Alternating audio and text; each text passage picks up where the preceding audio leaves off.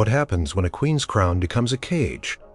From the 12th century to the 19th, history is full of tales where powerful men, kings and emperors, turned on their wives, using the walls of their palaces and fortresses as personal prisons. Was it for love lost, political power, or something far more sinister? Number 11. Isabella of Portugal. Court of Castile in the mid-15th century was a place of dazzling splendor and intricate power plays, and at its heart sat King John II, a monarch more inclined to poetry and music than the harsh realities of governance. His first queen, Maria of Aragon, had given him a son, but she died young. John needed another queen, and his eyes, or rather his advisor's eyes, fell upon Isabella of Portugal, a princess from a neighboring kingdom, known for her piety and serene beauty. Their marriage in 1447 was meant to solidify alliances and provide more heirs, but it quickly spiraled into a tragedy that would see the new queen locked away, lost to the world she was born to rule. Isabella arrived in Castile, a devout woman, deeply religious and earnest. She was quickly overwhelmed by the luxurious but politically cutthroat atmosphere of John II's court. The king, much older and already a father, was largely under the influence of his powerful favorite, Alvaro de Luna. Luna, a cunning and ambitious Grand Master of the Military Order of Santiago, effectively ran the kingdom, often sidelining John and certainly not making space for a new queen with her own potential influence. Isabella, perhaps unused to such an environment or simply suffering from an early onset of mental distress, found herself increasingly isolated. Her deep piety began to morph into an obsession, and her behavior grew erratic. Accounts from the time describe her spending hours in prayer, neglecting her appearance, and experiencing hallucinations.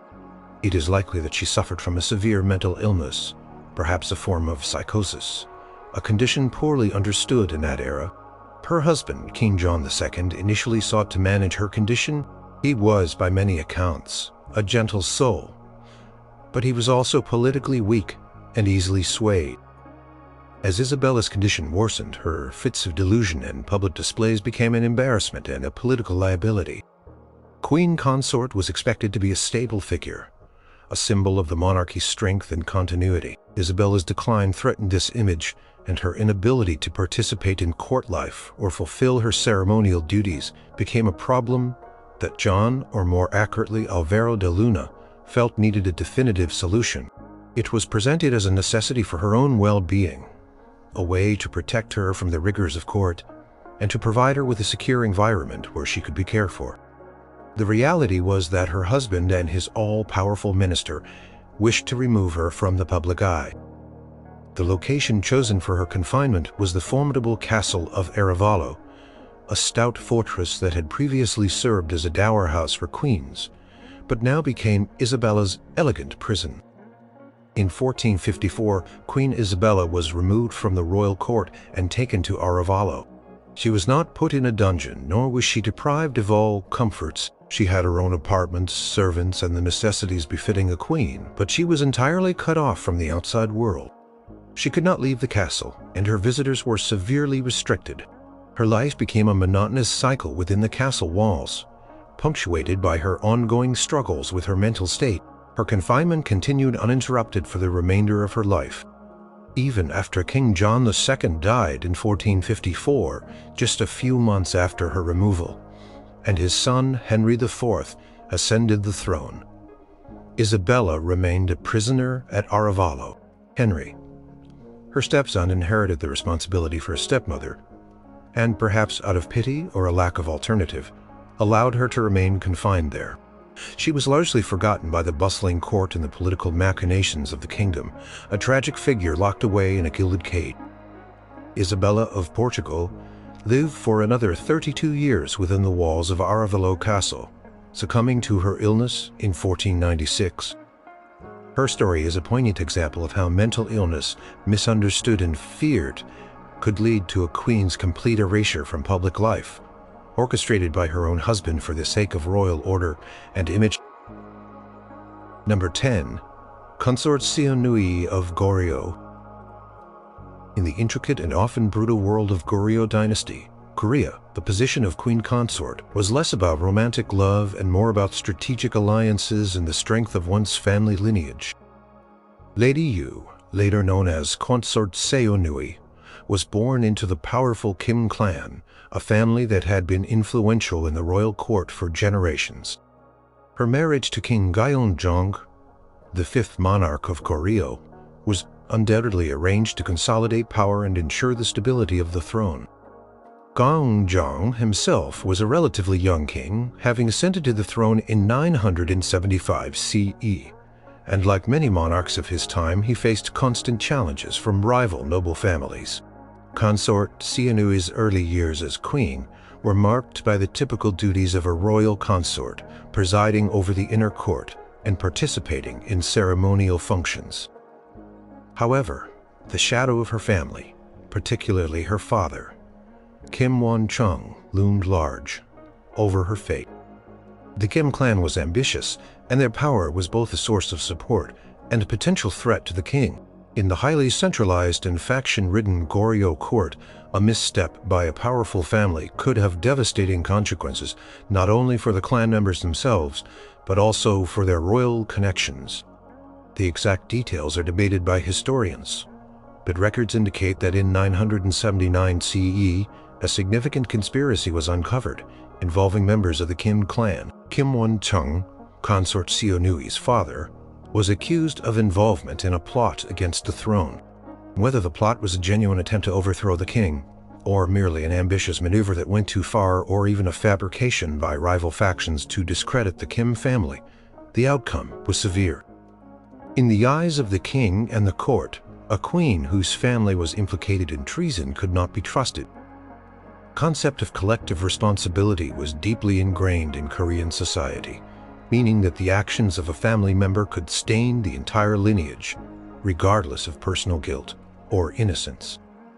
King Konggong, though seemingly fond of Consort Seonui personally, found himself in an impossible position. His legitimacy and the stability of his reign depended on demonstrating his absolute authority and his willingness to punish even those closest to him. If they were perceived as disloyal, he could not afford to appear weak or to tolerate any hint of treason, especially when it emanated from the family of his queen. Therefore, a drastic decision was made. Consort Seonui was stripped of her title as queen consort. This was a public degradation, a stark removal of her royal status and the privileges that came with it. She was then subjected to a form of imprisonment. While not locked in a dungeon with chains, she was removed from the royal palace and confined to a private residence, often referred to as a detention palace or a separate villa.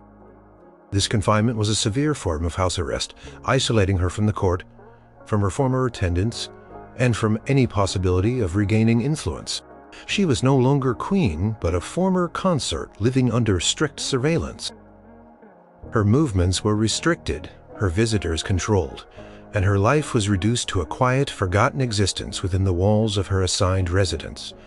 This confinement was absolute and permanent. King Gyeongjong never reinstated her, nor did he allow her to return to public life.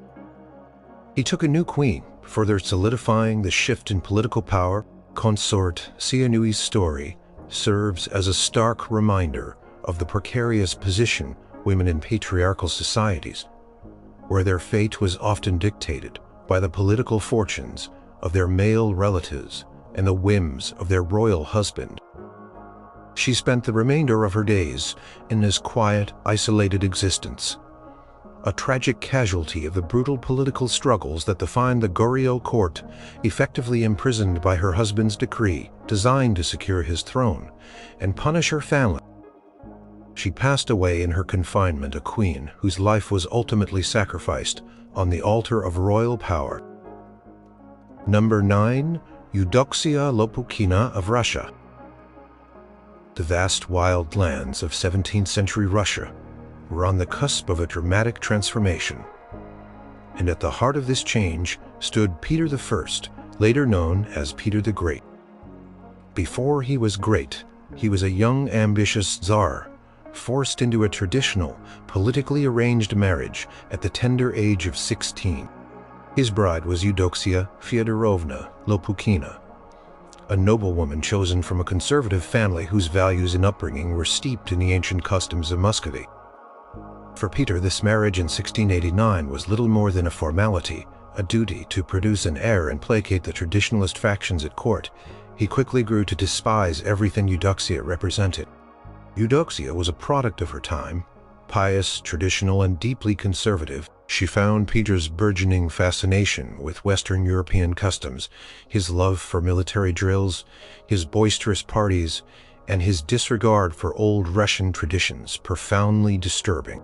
She belonged to a world of strict Orthodox rituals and courtly etiquette, while Peter yearned to smash these old ways and drag Russia into the modern age. Their personalities clashed spectacularly, and their union was devoid of any affection. Peter saw Eudoxia as an obstacle, a symbol of the backward Russia he was determined to dismantle. She, in turn, saw him as a radical, a threat to the very soul of her country. The marriage produced a son, Alexei, Peter's only surviving male heir at the time, but this did little to bridge the chasm between husband and wife. Peter's resentment festered, fueled by his increasing infatuation with his mistress Anna. He yearned for divorce, but in Orthodox Russia, divorce was a complex and scandalous affair, especially for a Tsar. Peter, however, was not one to be deterred by tradition or religious law when his will was set. He resolved to rid himself of Eudoxia, not through a formal divorce, but through a more common, if still brutal, method of the time: forced monasticism. In 1698, Peter took definitive action. Eudoxia was informed that she was to voluntarily enter a convent. This was anything but voluntary. She resisted fiercely, pleading and weeping, but her protests were in vain. She was forcibly removed from the palace and sent to the Intercession Convent in Suzdal, a town well outside Moscow. There she was forced to take the veil, a symbolic act of renouncing the world and her marriage, effectively becoming a nun under the name Sister Elena. This act effectively annulled her marriage in Peter's eyes and removed her from the political stage. Eudoxia's initial confinement at the Suzdal convent was harsh. Peter ensured she was subjected to strict conditions, deprived of much comfort, and closely guarded. He wanted to ensure she would not become a rallying point for conservative elements of the nobility who opposed his reforms. However, over time, as Peter's attention turned to building St. Petersburg and waging war, Eudoxia managed to gain some small concessions within the convent. She received visitors, exchanged letters, and was even allowed to maintain a small court of loyal servants. She became a symbol of the old Russia for many who resented Peter's radical changes, and the convent walls did not entirely suppress her connections. Her situation dramatically worsened years later when her son, Tsarevich Alexei, himself a traditionalist, became embroiled in a conspiracy against his father. Eudoxia, though perhaps not actively involved, was seen as a spiritual mother to the plotters.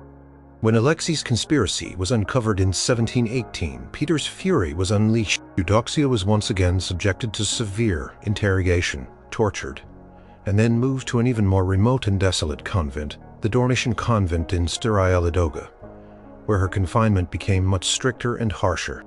She was forbidden from seeing her son, and she remained a prisoner until Peter's death in 1725. Remarkably, Eudoxia's fortunes briefly turned. Her grandson, Peter II, ascended the throne, and she was brought back to Moscow, treated with some honor, and given an allowance. However, her return to the Grand Palace was short-lived. She died in 1731, having spent the vast majority of her adult life confined by her husband's will, a queen imprisoned not in a dungeon, but within the heavy walls of a convent, a victim of Peter the Great's relentless drive to modernize Russia, regardless of the personal cost. Number 8. Amalasuntha of the Ostrogoths. In the turbulent world of 6th century Italy, after the fall of the Western Roman Empire, a powerful Germanic kingdom had risen, the Ostrogoths. At its heart stood Theodoric the Great, a formidable ruler who had brought stability and a degree of Roman learning to his new domain. His daughter, Amalasuntha, inherited not only his royal blood, but also his keen intellect and a deep appreciation for Roman culture, including its language and philosophy. She was a woman of extraordinary education and ambition, a rare figure for her time. When Theodoric died in 526 CE, his grandson Athalaric, Amalasuntha's son, was too young to rule, making Amalasuntha regent of the Ostrogothic kingdom. Amalasuntha was a queen in power, but her reign was far from secure. She faced immense pressure from the Gothic nobles, who resented her Romanizing tendencies and her efforts to educate her son in the Roman style. They preferred a more traditional Gothic warrior king and viewed her intellectual pursuits with suspicion. Despite these challenges, Amalasuntha proved to be a capable ruler, maintaining peace with the Eastern Roman Empire, Byzantium, and skillfully navigating the treacherous political landscape. However, her son Athalaric, influenced by the Gothic nobles, rejected his Roman education and became a dissolute youth, eventually dying young in 534 CE, leaving Amalasuntha without a direct male heir. Amalasuntha knew she needed a male figure to legitimize her rule in the eyes of the Gothic nobility, but she also wanted to retain effective power. Her solution was to elevate her cousin Theodahad, a man known for his greed and land-grabbing, to co-ruler and king. This was a desperate gamble. Theodahad was a weak and untrustworthy character, and Amalasuntha made him swear an oath to allow her to retain actual power and not to harm her. It was a fatal miscalculation. As soon as Theodahad had the crown and the support of some discontented Gothic nobles, he turned on Amalasuntha. He saw her as a threat, a woman who had previously held absolute power and who still commanded respect from some factions and from the Byzantine Emperor Justinian I, who was keenly watching events in Italy. Theodahad feared that Amalasuntha would attempt to depose him and reclaim her sole authority. Driven by ambition and paranoia, he decided to eliminate his intelligent and influential cousin and co-ruler. Within weeks of his elevation to king, Theodahad ordered Amalasuntha's arrest. She was seized and forcibly removed from the royal palace. Her imprisonment was not in a traditional dungeon, but rather a more picturesque yet equally isolating form of confinement. She was taken to an island on Lake Bolsena, a beautiful but remote and inescapable location. Here she was held under strict guard, cut off from all communication with her supporters and the outside world. Comfortable surroundings could not mask the brutal reality of her situation. She was a prisoner, stripped of her power and her freedom by the very man she had raised to the throne. The Byzantine Emperor Justinian I, always looking for an excuse to reclaim Italy for the Roman Empire, was outraged by Amalasuntha's treatment. He had been a keen supporter and correspondent of Amalasuntha, seeing her as a pro-Roman ally. Her imprisonment provided him with a perfect pretext for intervention. He sent envoys to demand her release. However, before Justinian's demands could be fully pressed, Theodahad made his final, irreversible move. In the spring of 535 CE, Amalasuntha was murdered.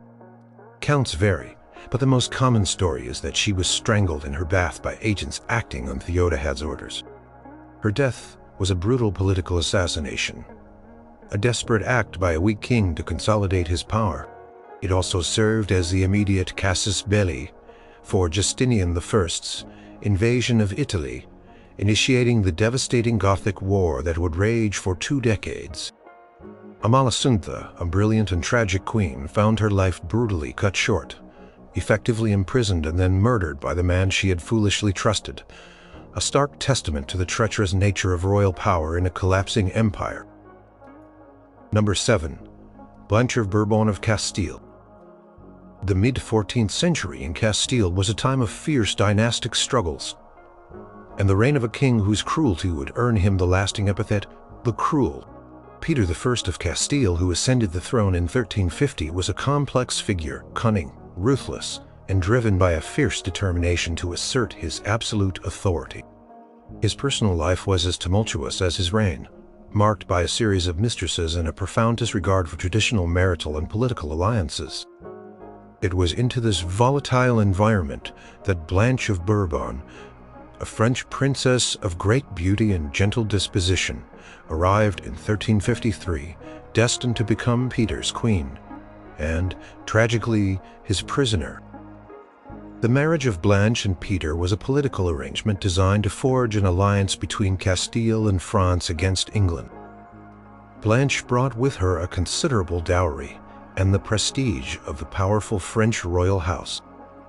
However, from the moment she arrived in Valladolid for her wedding, disaster struck. Peter, captivated by his mistress, Maria de Padilla, whom he had lived with for years and with whom he already had children, took an immediate and inexplicable dislike to Blanche.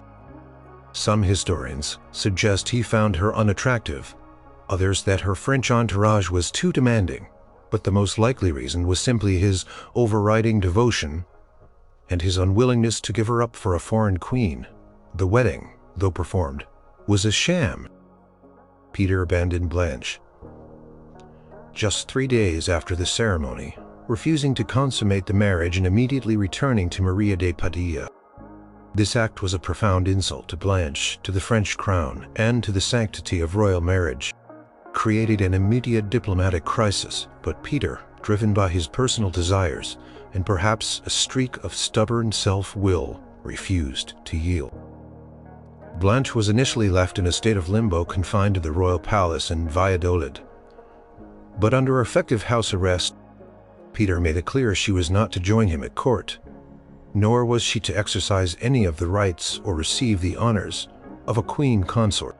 She was a queen in name only, stripped of all power and dignity, and living in isolation, humiliated and friendless in a foreign land. Her French attendants were eventually dismissed, leaving her even more vulnerable. Her situation worsened as political tensions escalated. The Pope refused to annul the marriage as Peter desired, because it had been validly performed and because Blanche was not shown to be at fault. This refusal meant Blanche remained Peter's legitimate wife in the eyes of the Church and many European powers, a constant thorn in Peter's side and an obstacle to his plans to elevate Maria de Padilla. As the Castilian nobility grew increasingly discontent with Peter's tyrannical rule and his favoritism towards Maria, Blanche became a symbol of royal injustice and a potential rallying point for his enemies. Fearing that she might be used against him, Peter decided to move Blanche to a more secure and remote location. She was moved multiple times. A procession of prisons across Castile. First to the castle of Arevalo, then to the fortress of Medina Sidonia in Andalusia, then to Jerez, and finally to the desolate castle of Sigüenza. Each move was designed to increase her isolation, making it harder for anyone to communicate with her or plot on her behalf. Conditions varied, but she was always under strict guard, deprived of her royal comforts, and denied any meaningful contact with the outside world. She was, in essence, a royal hostage, confined by her husband's decree.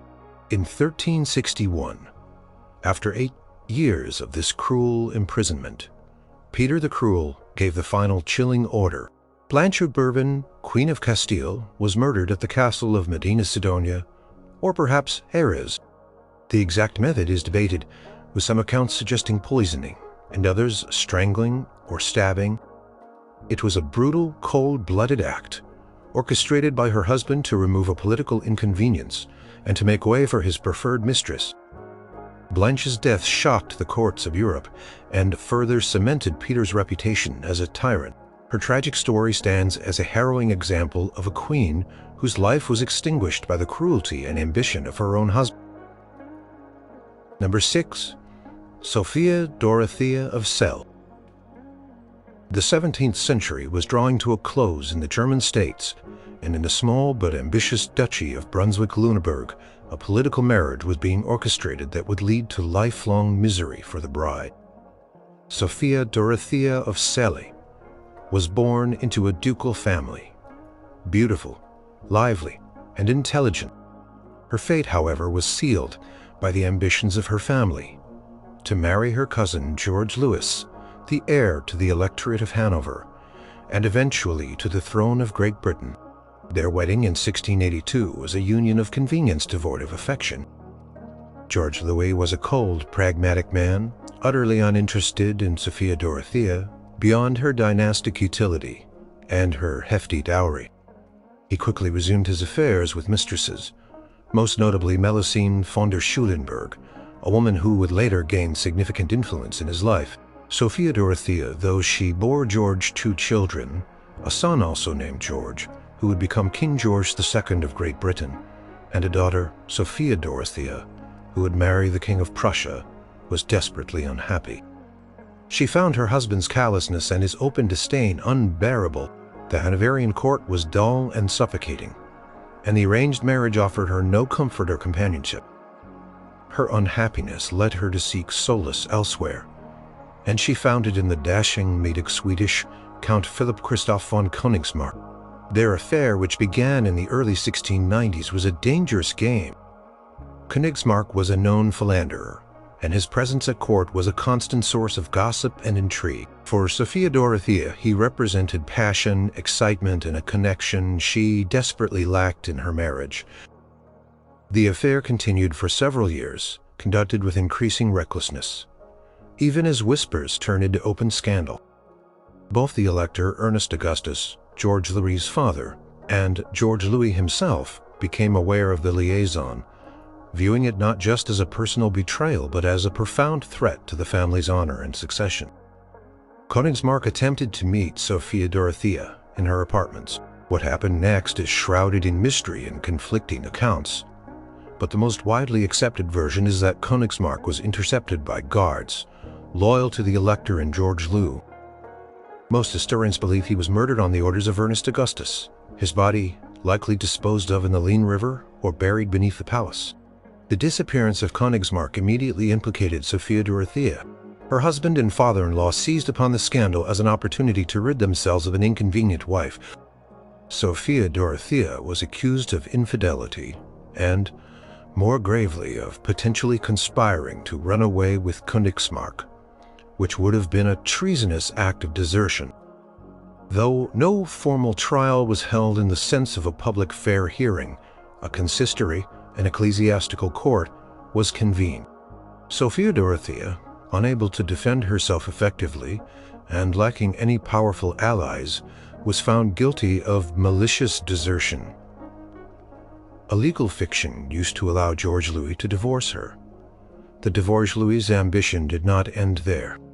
He feared that Sophia Dorothea, even divorced, could still cause trouble or attempt to marry again, potentially producing heirs who could claim a share of her valuable inheritance.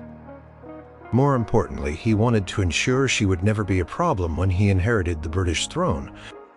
So, the divorce was immediately followed by a decree of lifelong imprisonment. Sophia Dorothea was taken to Alden House, a remote manor in the Duchy of Celle. Here she became a state prisoner. Her imprisonment was absolute.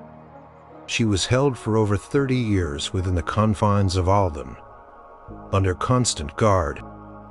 She was allowed a small retinue of servants, and she could receive letters, though all were heavily censored. She was forbidden from seeing her children, a cruel deprivation that caused her immense suffering. George Louis, upon becoming King George I of Great Britain in 1714, never once allowed her to leave Alden, nor did he ever acknowledge her existence. In public, he never married again, effectively preventing any other woman from becoming queen consort and solidifying his position. Sophia Dorothea of Celle died at Alden House in 1726, still a prisoner at the age of 60. Her life was a tragic testament to the power of a controlling husband and the ruthlessness of dynastic politics, her vibrant spirit crushed by decades of isolation. All for a scandal that solidified her husband's ascent to one of Europe's most powerful thrones. Number 5. Caroline of Brunswick. The late 18th century in Great Britain saw the Prince of Wales, George, living a life of scandalous excess and accumulating enormous debts. To extricate himself from his financial woes and secure the succession, he grudgingly agreed to a politically advantageous marriage. His chosen bride was his cousin, Princess Caroline of Brunswick-Wolfenbüttel. Their union, solemnized in 1795, was a disaster from the very first moment. George, notoriously fastidious and already married to Maria Fitzherbert, in a secret, illegal ceremony, found Caroline's appearance and manners disagreeable. He reportedly recoiled from her at their first meeting, and the wedding night was, by all accounts, a cold and strained affair. The marriage was a public spectacle of royal dysfunction. After the birth of their only child, Princess Charlotte, in 1796, George and Caroline formally separated. George made it clear he wanted nothing more to do with his wife, and Caroline, equally disgusted with her husband, retreated to her own residence, Blackheath. While technically free to move, she was effectively isolated from mainstream court life, living under the ever-present shadow of royal disapproval. She became a figure of public sympathy and fascination, her lively personality and independent spirit often contrasting with the stuffy Hanoverian court. As years passed and George became Prince Regent in 1811, due to his father's mental incapacity, the separation deepened into outright hostility. George was determined to divorce Caroline and sought evidence of her alleged infidelity. He launched the delicate investigation in 1806, an inquiry into rumors of Caroline having an illegitimate child, but the investigation cleared her of the most serious charges. Despite this, George continued to deny her proper royal status and access to their daughter. In 1814, weary of the constant scrutiny and isolation, Caroline made the dramatic decision to leave Britain and travel on the continent. For the next 6 years, she toured Europe, living a more relaxed and unconventional life, which only fueled the rumors and suspicions of her estranged husband. She developed a close relationship with an Italian commoner, Bartolomeo Pregami, whom she elevated to a high position in her household, providing George with fresh ammunition for his attempts to divorce her. The ultimate confrontation arrived in 1820. George III died and the Prince Regent became King George IV. According to law and custom, Caroline was now Queen Consort of Great Britain. However, George IV was absolutely determined to prevent her from assuming the title and prerogatives of Queen. He instructed his ministers to introduce the Pains and Penalties Bill in Parliament. This was not a divorce bill in the usual sense, but an act of attainder, a legislative means to deprive a person of rights and property without a judicial trial. The bill sought to dissolve their marriage and strip Caroline of her title, alleging adultery and scandalous conduct while abroad. Upon hearing of the bill, Caroline, despite the warnings of her legal advisors, defiantly returned to Britain in June 1820. Her arrival was met with an outpouring of public support. Common people, disgusted by George IV's perceived immorality and extravagance, rallied behind the wronged queen. Her return was a major political crisis, and the parliamentary proceedings for the Pains and Penalties Bill became a public spectacle, dominating headlines for months. While not literally locked in a prison cell, Caroline found herself in a unique form of public imprisonment, confined by the political and social pressures orchestrated by her husband. She was denied entry to royal palaces, forbidden from participating in state events, and her movements were constantly monitored by her husband's agents and the press. She lived under a metaphorical house, arrest her every move, scrutinized her reputation. Trial was sensational, with witnesses brought from Italy to testify against her. Her legal team, led by Henry Brougham, mounted a vigorous defense, highlighting the king's own scandalous life and the flimsiness of the evidence. Public opinion remained overwhelmingly on Caroline's side, and the government, fearing a popular uprising, ultimately dropped the bill. Caroline had won a moral victory, but her husband's determination to exclude her remained absolute. The final insult came with George IV's coronation in July 1821. Caroline, as queen, attempted to gain entry to Westminster Abbey to attend the ceremony, but she was repeatedly turned away at the doors by her husband's guards, publicly humiliated and barred from her rightful place. Her attempts were a desperate plea for recognition, but they were met with cold, unyielding rejection. Caroline was never allowed to exercise her rights as queen. She died just weeks later in August 1821 at the age of 53, likely from a ruptured bowel, her health perhaps broken by years of stress and public humiliation. A queen, effectively imprisoned and cast out by the will of her own husband. Number 4. Catherine Howard of England.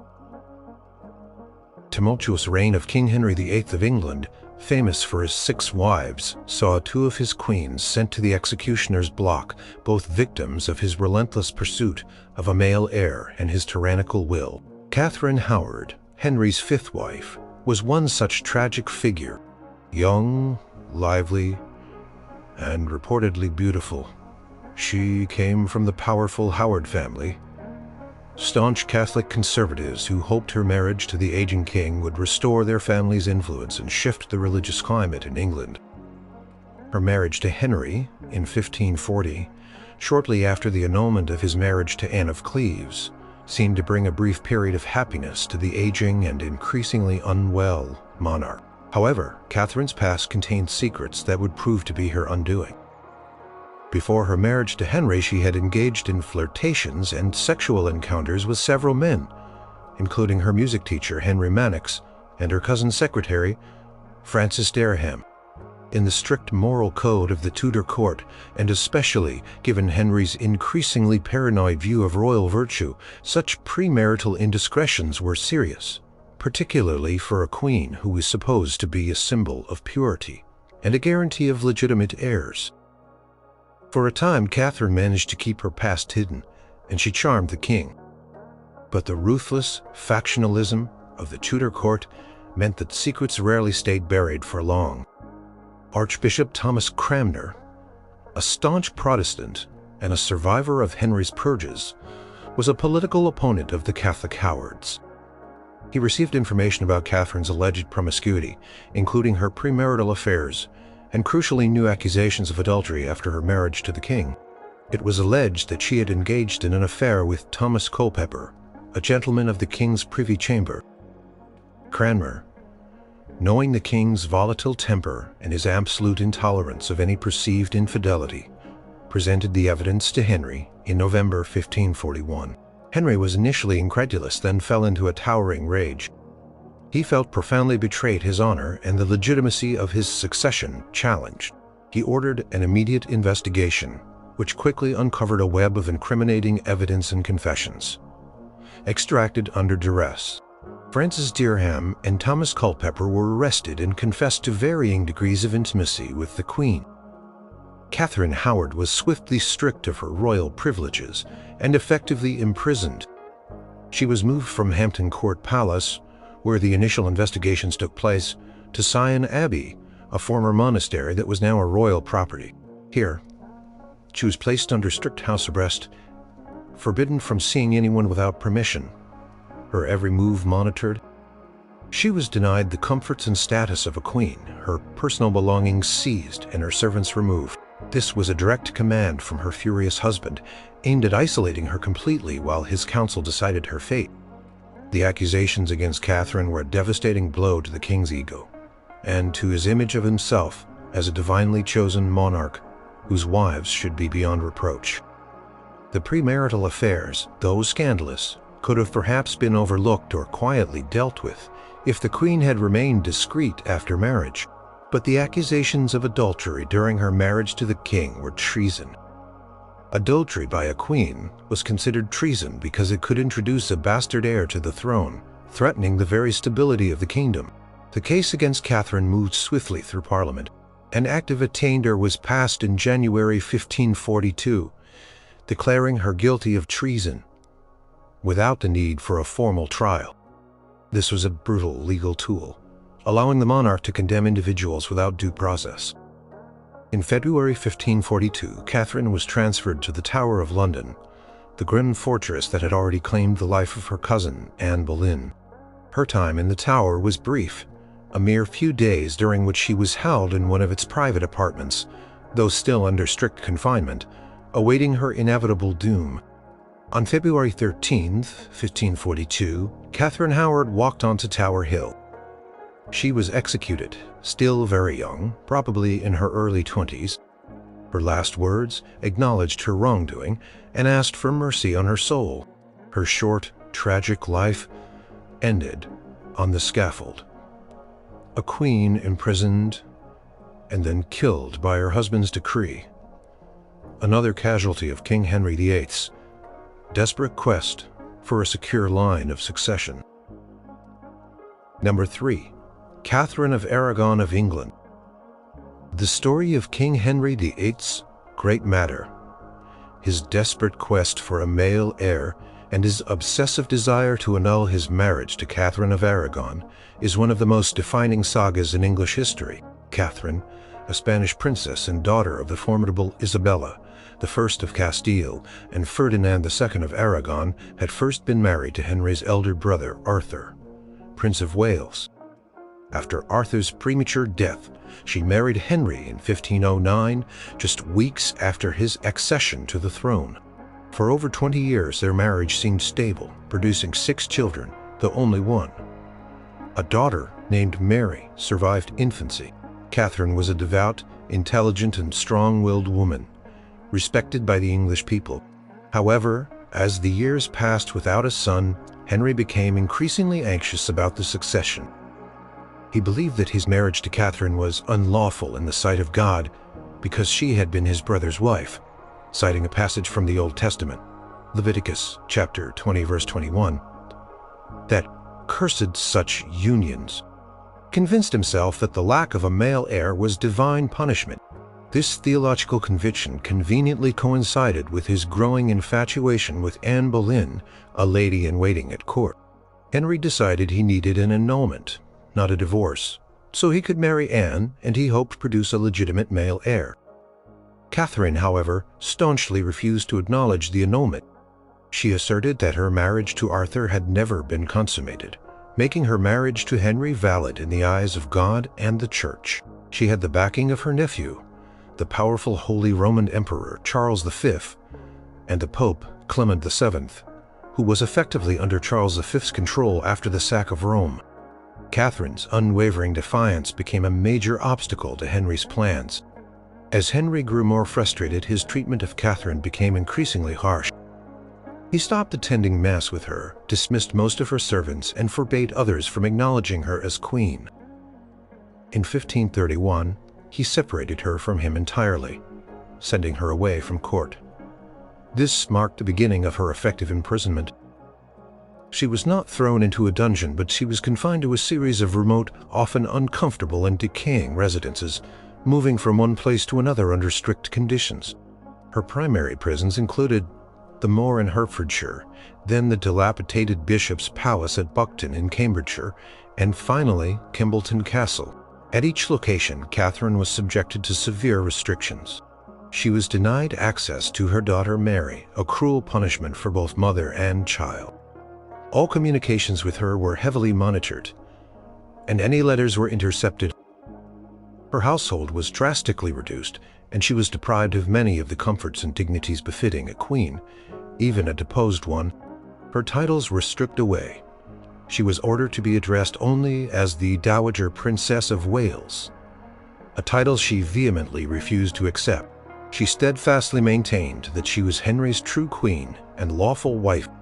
This was a form of psychological and social imprisonment, a deliberate attempt by Henry to break her spirit, isolate her, and force her to yield. But Catherine was unyielding. She continued to write letters, protesting her treatment to the Pope, to Charles V, and to anyone who would listen, all of which Henry intercepted when he could. She lived a life of quiet defiance within her confined quarters, maintaining a semblance of a royal household and continuing her devout religious practices, often in ill health. Her forced isolation and the constant struggle to maintain her dignity undoubtedly took a toll on her. By 1535, her health was severely declining. Henry remained firm in his refusal to see her or allow her to see Mary. Catherine of Aragon died on January 7, 1536, at Kimbolton Castle. Still protesting her status as queen, still separated from her beloved daughter. Her death, while freeing Henry from the diplomatic embarrassment of his first marriage, did not end his troubles. She was a queen held prisoner by her husband's relentless pursuit of a male heir and his desire to control his own destiny, regardless of the personal cost to those around him. Number 2. Anne Boleyn of England. The story of Anne Boleyn is perhaps the most famous and certainly the most dramatic of King Henry VIII's marital sagas. Her rise to power was meteoric, and her fall even swifter and more brutal. Anne was a lady of the court, intelligent, modic, and cultured, who captivated Henry VIII in the mid-1520s. For years, Henry pursued her, his infatuation growing into a desperate desire to marry her and make her his queen. This great matter, his wish to annul his marriage to Catherine of Aragon, rocked Europe, leading to England's break from the Roman Catholic Church and the establishment of the Church of England, with Henry at its head. After years of struggle, Henry finally married Anne in 1533, and she was crowned Queen of England. Anne gave birth to a daughter, Elizabeth, who would one day become England's greatest queen. But Henry desperately wanted a male heir, and subsequent pregnancies ended in miscarriage or stillbirth. The king's initial passion for Anne began to wane. Her strong personality, her sharp wit, and her increasing influence in matters of state, combined with her failure to produce a living son, started to alienate Henry. By early 1536, the king was infatuated with another lady of the court, Jane Seymour, and he began to see Anne as an obstacle, much as he had seen Catherine of Aragon. However, unlike Catherine, Anne had no powerful foreign family to protect her, and Henry now controlled the church in England. To rid himself of Anne, Henry needed more than an annulment. He needed to eliminate her entirely. The charges against her were almost certainly trumped up: treason, adultery, incest with her own brother, George Boleyn, and even witchcraft. These accusations were designed to paint her as a monstrous figure, justifying her downfall and allowing Henry to remarry without question. The chief architect of her destruction was Thomas Cromwell, Henry's chief minister, who orchestrated the investigations and gathered the evidence. The wheels of justice or injustice turned swiftly on May 2, 1536. Anne Boleyn was arrested.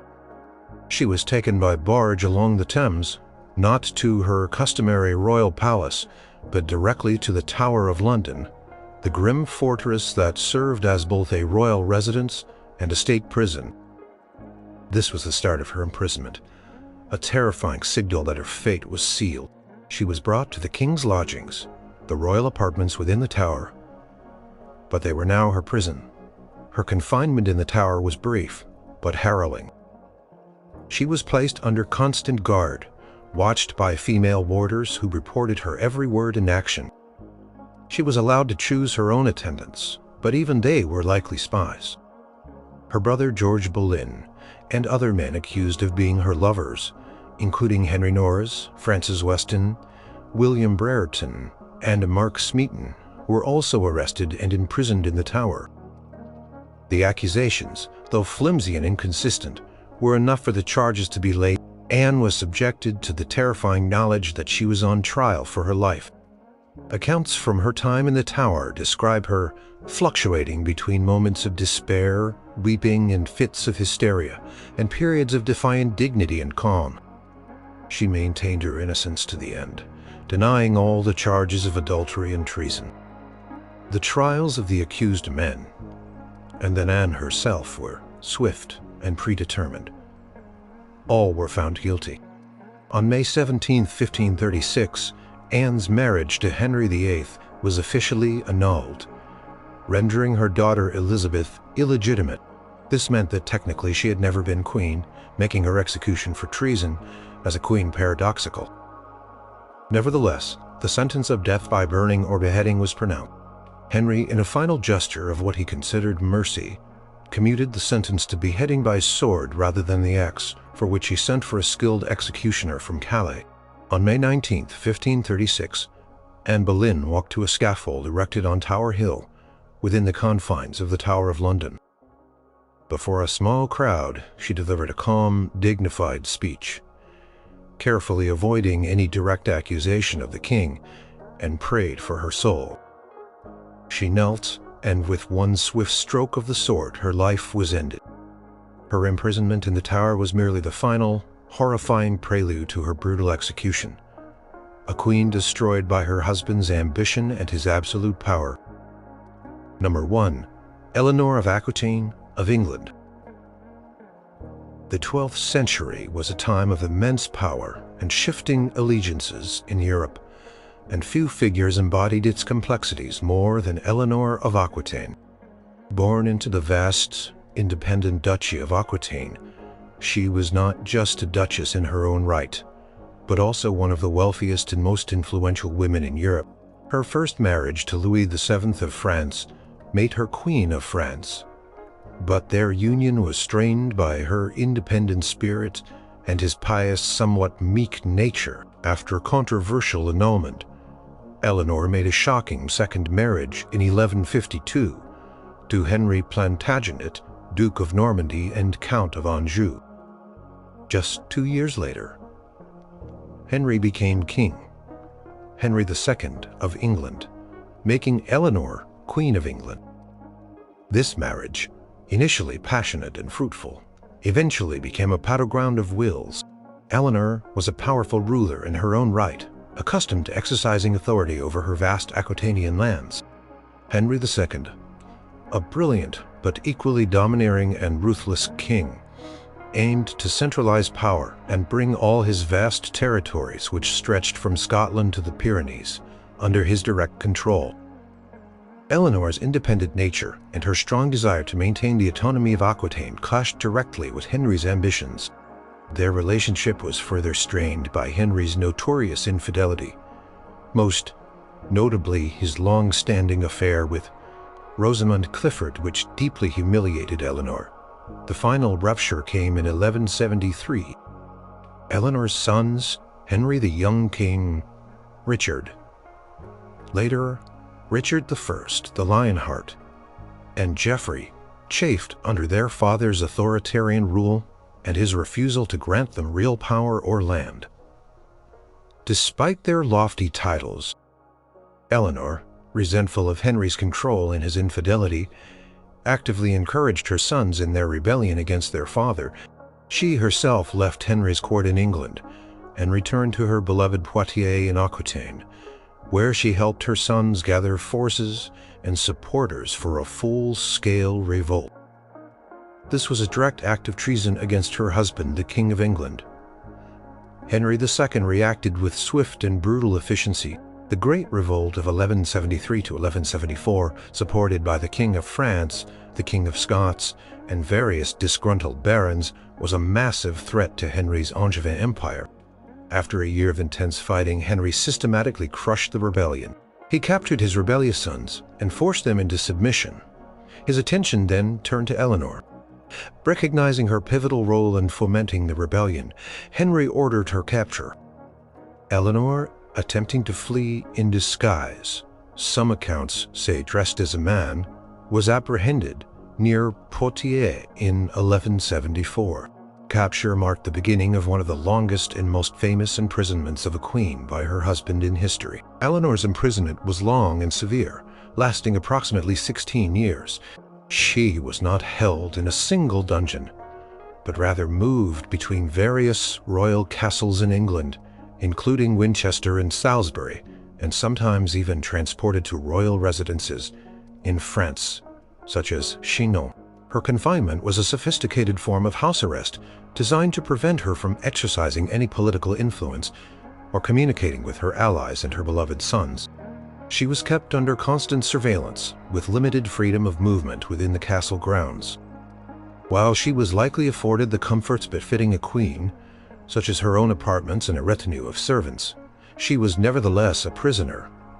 completely at her husband's mercy. During her long captivity, Eleanor was periodically brought out for royal occasions such as Christmas courts to project an image of royal unity, but these were carefully controlled appearances.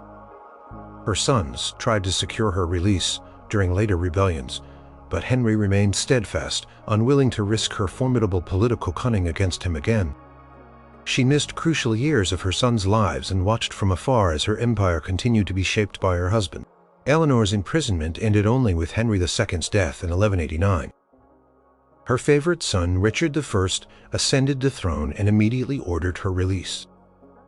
Despite her advanced age, she was in her late 60s, Eleanor emerged from her long confinement with her political acumen and spirit undimmed. She acted as regent for Richard during his absence on crusade and proved to be an incredibly capable and influential figure, securing his ransom and managing the kingdom until his return. She continued to play a significant role in politics even into the reign of her youngest son, John, before her death in 1204 at the age of 82. Eleanor of Aquitaine's story is a testament to the enduring power of a remarkable queen who, despite being imprisoned by her husband for years, rose from her confinement to reclaim her place in history as one of its most formidable and influential figures.